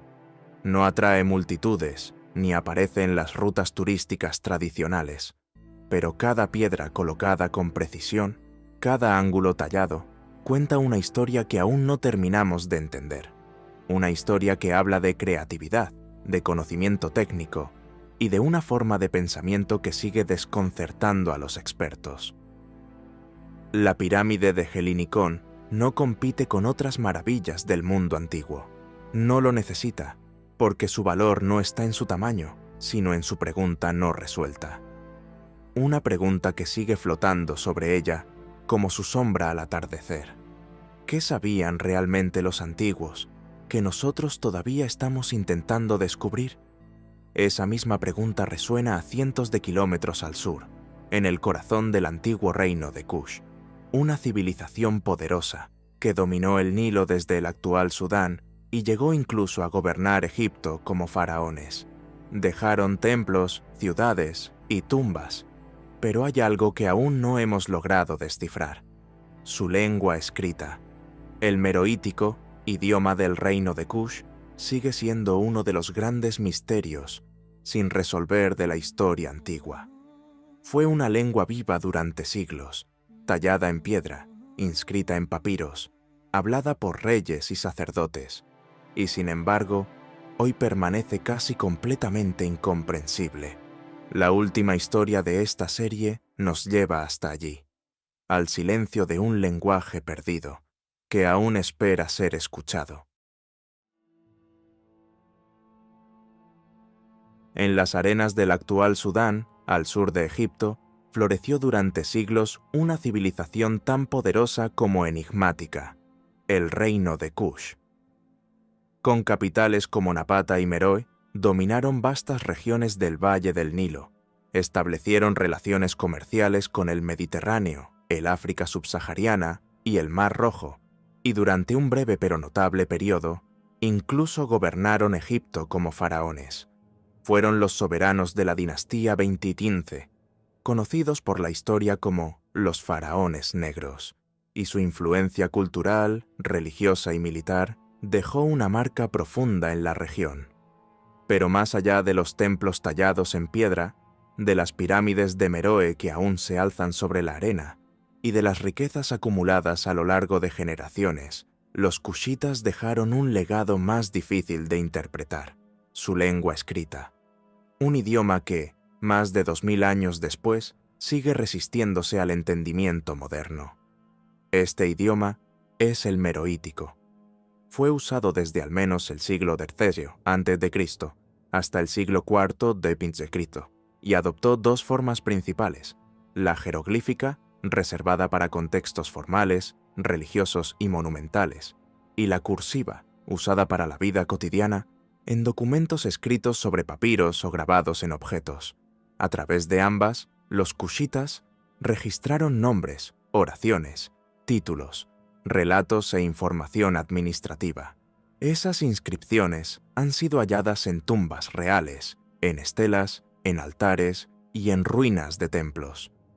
El alfabeto está parcialmente descifrado. Los signos pueden pronunciarse, las palabras pueden ser leídas en voz alta, pero su significado sigue mayormente fuera de alcance. Esto convierte al meroítico en una rareza entre las escrituras antiguas.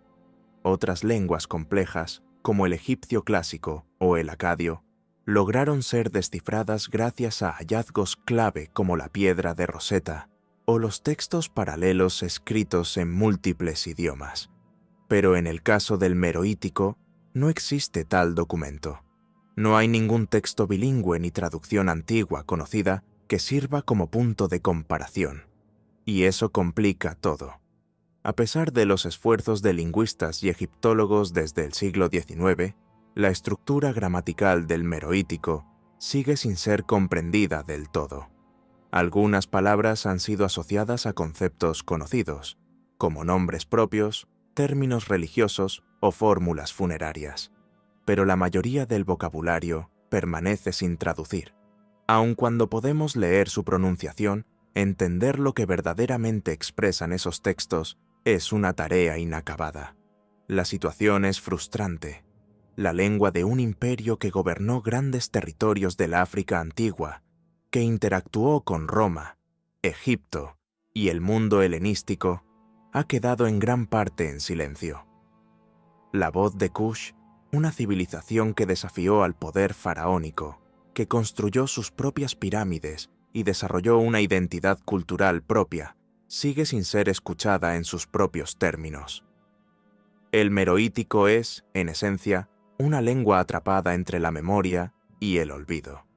La conocemos por su forma, pero no por su fondo, y hasta que logremos descifrarla, la historia del reino de Kush seguirá incompleta, a la espera de que una nueva piedra, real o metafórica, nos revele lo que esos antiguos signos intentaron decir desde el corazón del desierto.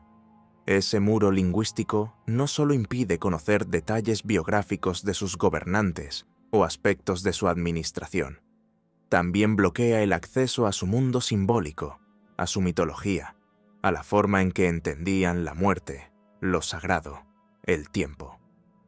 La mayoría de las inscripciones meroíticas están asociadas a templos, tumbas o altares, lo que sugiere una riqueza ritual y teológica comparable a la de sus vecinos egipcios.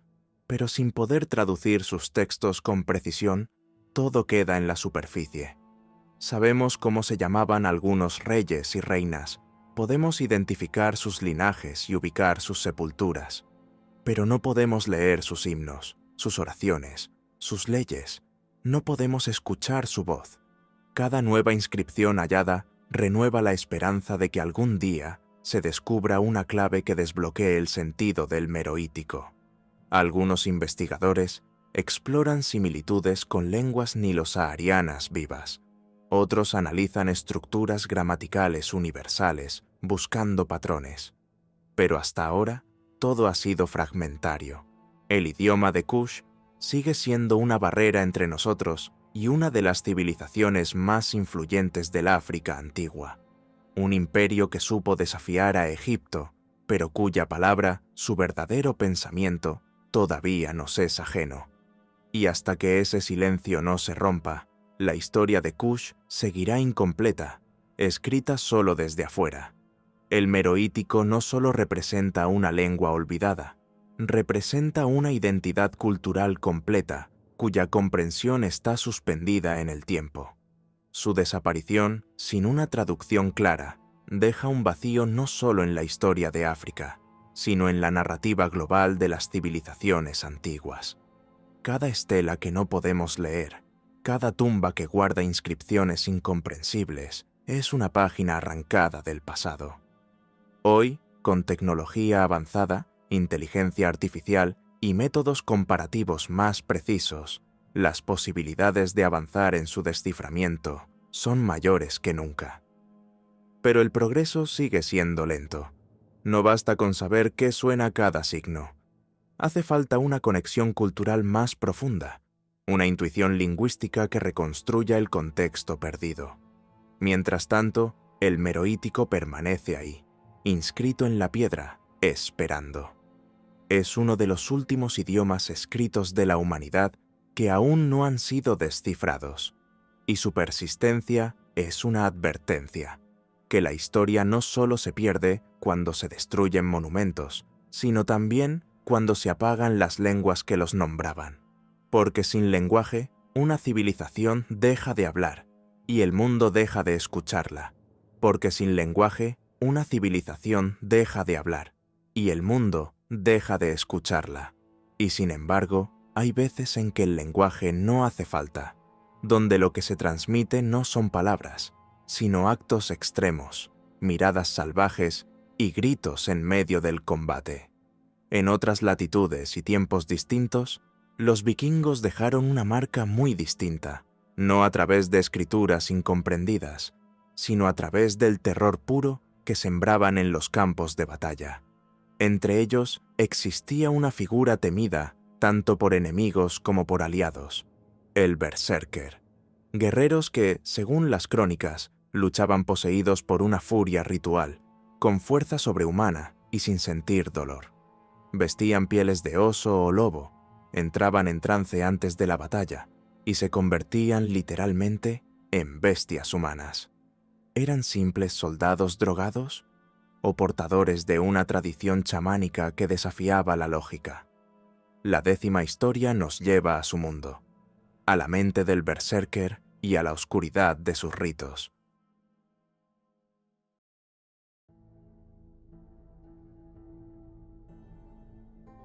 La transformación del berserker no era improvisada ni espontánea, era cuidadosamente provocada. El guerrero debía desprenderse de su identidad humana para asumir otra, más antigua, más primitiva. Su entrenamiento no solo incluía el uso de armas o técnicas de combate, sino también el dominio del cuerpo y la mente. Ayuno prolongado, aislamiento en la naturaleza, exposición al frío extremo o el uso controlado de sustancias eran parte de un proceso diseñado para romper la barrera entre el hombre y la bestia. No se trataba simplemente de perder el control. El objetivo era canalizar un estado alterado de conciencia hacia un propósito específico: destruir al enemigo.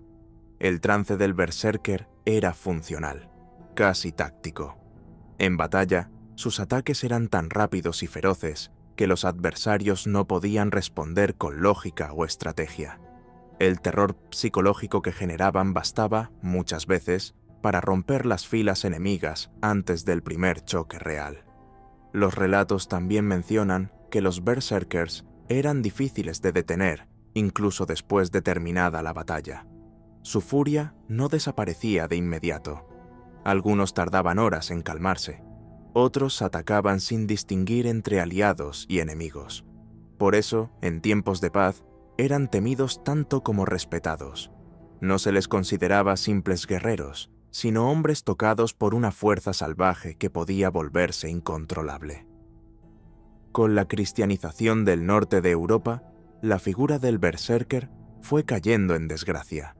Lo que antes se veía como una forma de poder espiritual se convirtió en signo de locura o herejía. Las leyes medievales empezaron a prohibir sus prácticas y los registros comenzaron a tratarlos como amenazas sociales más que como héroes de guerra. Sin embargo, la memoria de sus hazañas no desapareció. Las sagas los conservaron como personajes extremos, destructores imparables, pero también símbolos de una conexión perdida con la naturaleza, con el instinto, con lo sagrado animal.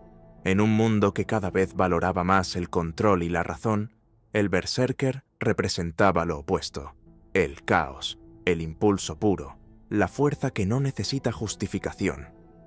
Hoy, La imagen del berserker sobrevive como arquetipo. Se le encuentra en las páginas de la literatura fantástica, en los videojuegos, en las películas. Pero su origen es más profundo que cualquier ficción. Es el eco de una tradición que entendía el combate no solo como una lucha física, sino como un rito de transformación.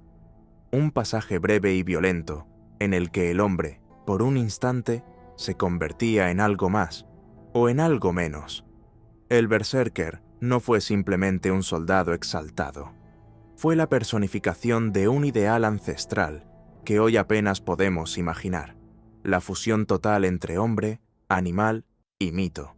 Su existencia, histórica o simbólica, apunta a una visión del mundo en la que el guerrero no solo peleaba con la espada, sino también con el alma, canalizando fuerzas que lo conectaban con lo salvaje, lo sagrado, lo irracional.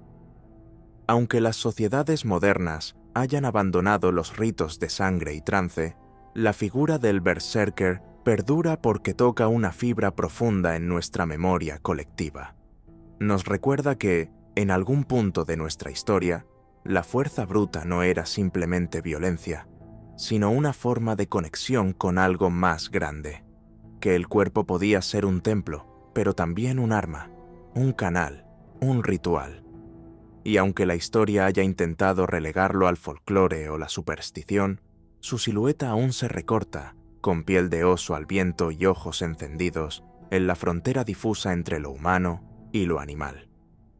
Porque el berserker, más que un personaje del pasado, es un reflejo atávico de aquello que todos llevamos dentro, la capacidad o el temor de perder el control y dejar que lo más antiguo en nosotros tome el mando. Porque el berserker representa ese momento en que la realidad se distorsiona, cuando la percepción del mundo se transforma por ritual, trance o furia. Y esa idea, la de ver algo que no está, o no como creemos, no es exclusiva de los campos de batalla vikingos. En la Europa medieval, otro fenómeno desconcertante invadió los castillos, monasterios y salones de nobles.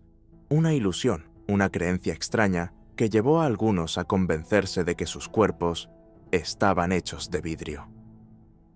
Así comienza la historia número 11, un episodio olvidado de la historia médica y cultural de Occidente, donde la fragilidad no era solo emocional, sino también imaginada como física, donde la mente distorsionaba la materia, y lo imposible se sentía tan real como el acero.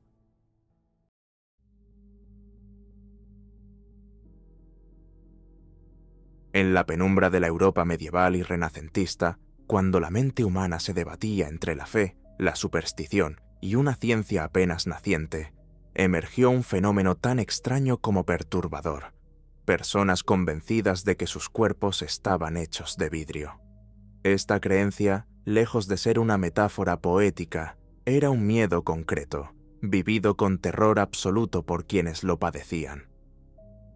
El delirio del vidrio, hoy interpretado como un trastorno psicótico, afectaba sobre todo a miembros de la nobleza y la élite intelectual. No eran campesinos ignorantes, sino cortesanos, eruditos y hasta reyes.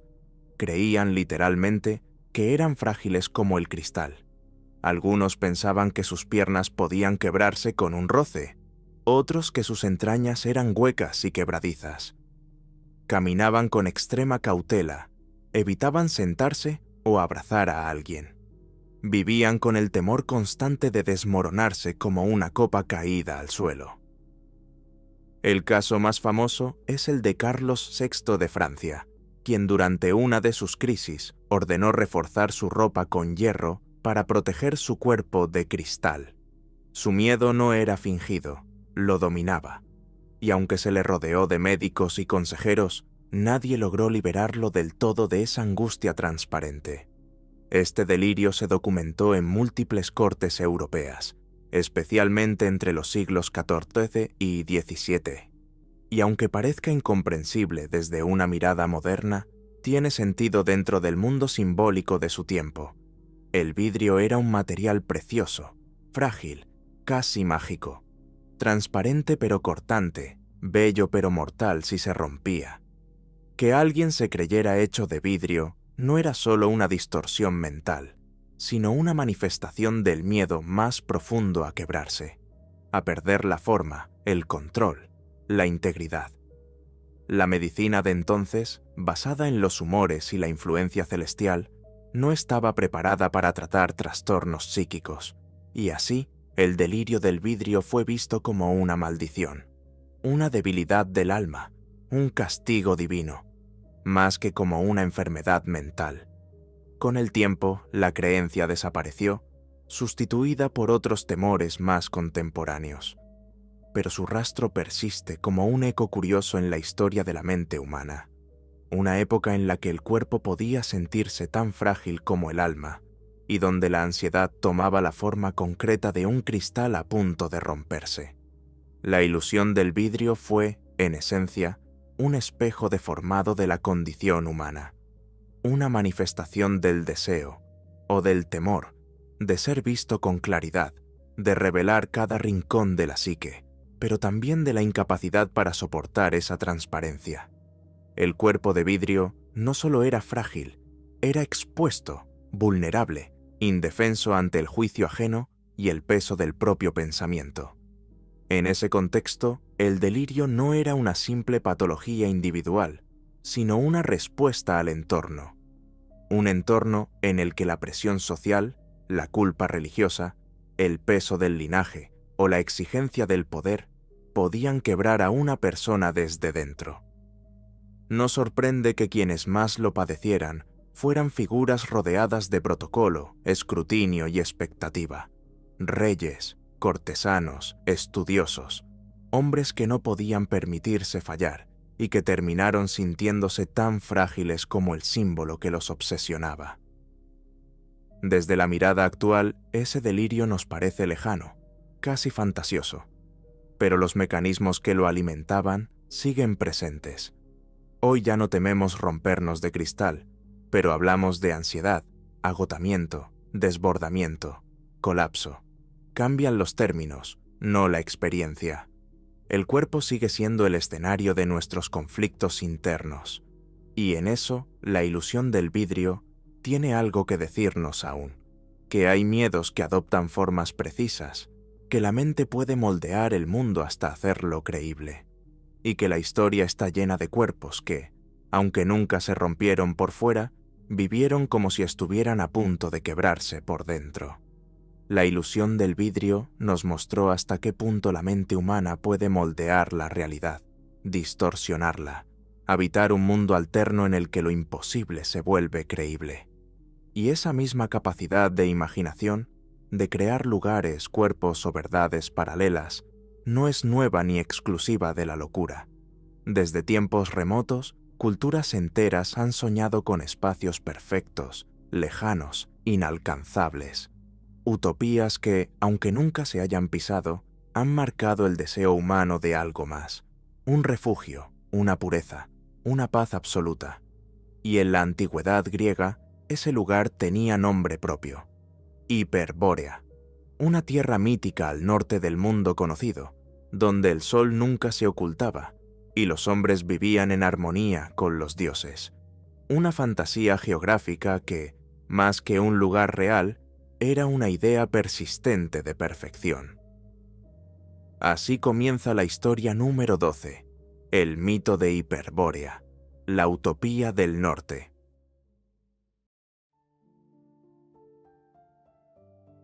Mucho antes de que existieran los mapas precisos y las fronteras modernas, el mundo conocido por los griegos estaba rodeado de un misterio tan vasto como el mar, y más allá de ese misterio, más allá del frío, del viento del norte y de las tierras bárbaras, decían que existía un lugar donde el sol nunca se ocultaba, donde los hombres vivían en paz, sin enfermedades ni guerras. Lo llamaban Hiperbórea. El nombre mismo significa más allá del Bóreas, el viento del norte. Para los griegos, Bóreas traía el invierno, la dureza, la agitación del mundo. Pero detrás de él, en lo más remoto del mundo, estaba la promesa de lo opuesto: la calma, la luz, la eternidad.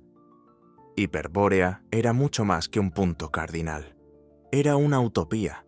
Los relatos antiguos hablaban de una tierra en la que los días eran eternos, las estaciones suaves, y los hombres, los hiperbóreos, vivían en completa armonía. Adoraban a Apolo, dios del sol y de la perfección, y según la leyenda, él mismo abandonaba cada año su santuario en Delfos para viajar a esa región lejana, donde descansaba y celebraba junto a ellos rituales que ningún mortal podría presenciar. No había leyes, porque no había crimen. No había médicos, porque no había enfermedad. Y cuando llegaba la hora de morir, los hiperbóreos simplemente se desvanecían en la luz, sin dolor ni pena. Era una civilización ideal, impalpable, suspendida entre mito y esperanza. Los geógrafos intentaron ubicarla, más allá de Escitia, cerca del círculo polar, en una isla lejana o incluso en las nubes. Para Heródoto era un enigma, para Píndaro un símbolo de perfección, para los neoplatónicos una metáfora del alma en paz. Con el paso de los siglos, algunos incluso la identificaron con la Atlántida, con Thule o con civilizaciones perdidas del norte helado. Pero la verdad es que Hiperbórea nunca estuvo en un mapa. Estaba en el horizonte de la imaginación. Era un espejo invertido del mundo griego. Donde ellos veían conflicto, Hiperbórea ofrecía armonía. Donde había muerte, Hiperbórea ofrecía trascendencia. No era solo un lugar idealizado, era una dirección espiritual. Y aunque nunca se halló evidencia concreta de su existencia, la idea perduró. Porque cada civilización necesita una tierra soñada. Y en el corazón del pensamiento griego, esa tierra perfecta siempre estuvo hacia el norte, donde el frío se transforma en claridad, donde los dioses aún conversan con los hombres, donde la utopía, por un instante, parece real. Ese vínculo profundo con la luz y la divinidad convirtió a Hiperbórea en mucho más que una fantasía geográfica. Era una metáfora del alma en estado puro. Allí, donde el sol no se ocultaba y los dioses caminaban entre hombres, el tiempo parecía detenerse, como si el universo entrara en pausa para contemplarse a sí mismo en equilibrio perfecto. No había urgencia, ni deseo, ni sufrimiento, solo presencia. En ese sentido, Hiperbórea no era una evasión del mundo, sino una visión de cómo el mundo podría ser. Una tierra donde la existencia no era una lucha, sino una celebración constante, donde el hombre no debía conquistar ni construir nada, porque todo ya estaba en armonía. Y esa idea, tan poderosa, atravesó siglos de pensamiento griego y resonó en muchos otros imaginarios posteriores. Filósofos, poetas y místicos encontraron en Hiperbórea una forma de hablar del alma iluminada, del retorno a un origen perfecto. Como ocurre con todos los mitos persistentes, su verdad no dependía de su existencia física, sino de su necesidad simbólica. Hiperbórea era ese lugar que todos, en algún momento, anhelan alcanzar, donde el espíritu descansa, donde el yo se diluye, donde la vida no duele. Y así, incluso hoy, en un mundo cartografiado al milímetro, sigue habiendo espacio para imaginar un norte invisible, intacto, resplandeciente, una Hiperbórea personal, intangible, esperando justo donde empieza el límite de lo posible. Así como Hiperbórea representaba una tierra de armonía inquebrantable, un refugio de luz donde la violencia no existía, la historia que sigue nos lleva al extremo opuesto, a una región real, calurosa y árida, donde la naturaleza mostró uno de sus rostros más oscuros y despiadados. Porque si Hiperbórea era la utopía imposible, Tsavo fue, por un tiempo, una pesadilla absolutamente real. Así comienza la última historia, la de los leones devoradores de Tsavo, en el corazón de Kenia colonial. Un episodio brutal, fascinante, que mezcla miedo, mito y realidad en partes iguales.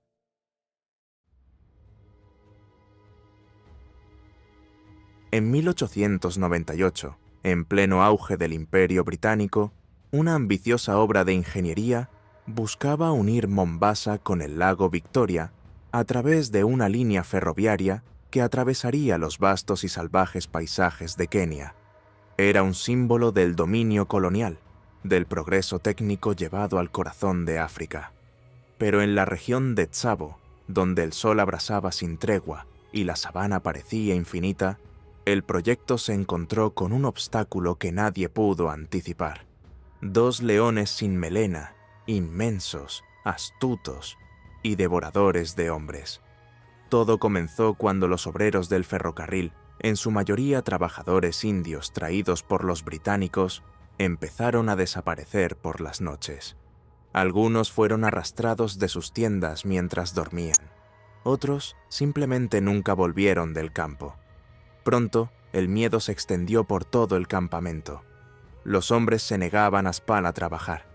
Decían que los leones no eran animales comunes, sino demonios encarnados, espíritus vengativos del lugar. El pánico se instaló como una sombra. Las noches se convirtieron en un tormento de ojos abiertos y corazones en vilo. Se reforzaron las empalizadas con espinas, se encendieron fogatas por todo el perímetro, se organizaron turnos de vigilancia armada, pero los ataques continuaban. Los leones parecían sortear cada obstáculo con una inteligencia escalofriante. Eran invisibles hasta que ya era tarde. Elegían a sus presas con una precisión casi quirúrgica. La sensación en el campamento era que no se trataba de una cacería, sino de una guerra. El encargado de la obra, el teniente coronel John Henry Patterson, intentó tranquilizar a la fuerza laboral. Instaló barreras, encendió fogatas, colocó trampas. Nada funcionó. Los ataques continuaban, cada vez más audaces. Los leones parecían no temer ni al fuego ni al ruido. Se deslizaban como sombras en la noche, acechaban en silencio y mataban con precisión quirúrgica. Durante semanas, Patterson montó guardias personales. Pasaba las noches en plataformas elevadas, armado con su rifle, esperando el momento justo. Los cuerpos de las víctimas seguían apareciendo, a veces mutilados, otras veces simplemente desaparecidos. El terror no disminuía. La obra estaba detenida, la moral rota. El dominio británico, por un instante, fue desafiado no por ejércitos enemigos, sino por 2 criaturas silenciosas que cazaban bajo el amparo de la luna africana. Durante meses, el terror paralizó la construcción del puente sobre el río Tsavo. Se estima que más de 30 personas, algunas fuentes elevan el número a 135, fueron asesinadas por los 2 felinos, que actuaban en pareja, algo poco común en leones machos. Era una cacería sistemática, casi metódica. Tsavo se convirtió en sinónimo de muerte. Los ataques no respondían a un patrón predecible. A veces pasaban días sin incidentes, y justo cuando la calma parecía instalarse, los leones volvían a atacar, como si esperaran el momento exacto en que el miedo empezaba a menguar. La tensión psicológica fue tan fuerte como el peligro físico. Los obreros, exhaustos y paralizados por el pánico, comenzaron a abandonar el campamento en masa. El avance de la línea férrea quedó prácticamente congelado. Finalmente, tras largas noches de vigilancia y varios intentos fallidos, Patterson logró abatir a los animales. Uno cayó tras varios disparos y días después, el segundo fue alcanzado y rematado. No fue una caza sencilla. Cada encuentro fue una prueba de paciencia, puntería y nervios de acero. El silencio que siguió a la última bala no fue de celebración, sino de alivio absoluto. La obra del ferrocarril pudo continuar, pero el episodio quedó grabado en la memoria colectiva del imperio. Los cuerpos de los leones fueron desollados y sus pieles acabaron, décadas más tarde, en el Museo Field de Chicago, donde hoy se exhiben los animales disecados, con sus fauces abiertas como testigos inmóviles de aquel horror. Aún hoy, los científicos debaten por qué estos leones se convirtieron en devoradores de humanos. Algunas teorías apuntan a una epidemia que había reducido la población de presas naturales en la zona. Otros creen que uno de los leones sufría una infección dental, lo que le impedía cazar como lo haría normalmente, obligándolo a buscar presas más fáciles. También se ha planteado que, al estar acostumbrados a los cadáveres humanos durante la construcción del ferrocarril, simplemente desarrollaron una conducta oportunista. Pero más allá de las explicaciones biológicas, lo cierto es que, por un tiempo, el dominio británico en África fue desafiado no por ejércitos ni rebeliones, sino por dos criaturas silenciosas, invisibles en la maleza, que recordaron a todos que, en ciertos lugares, la naturaleza sigue mandando.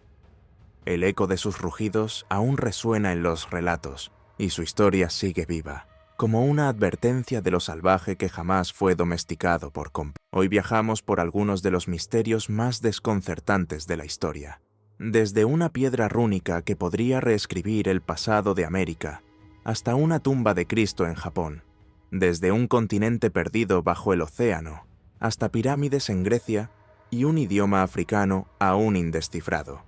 Exploramos utopías mitológicas, delirios medievales y hasta los rugidos letales de dos leones cazadores de hombres en Tsavo. Si te gustó este contenido, suscríbete al canal para no perderte los próximos episodios llenos de historia, mitos y enigmas del mundo. Déjame saber en los comentarios cuál de estas historias te sorprendió más. ¿Crees que alguna podría tener una explicación que aún no conocemos? Y si piensas que esto puede interesarle a alguien, compártelo ahora mismo. Tal vez tú seas quien despierte en otros la curiosidad por lo que la historia aún no ha resuelto. Gracias por acompañarme en este viaje. Nos vemos en el próximo episodio.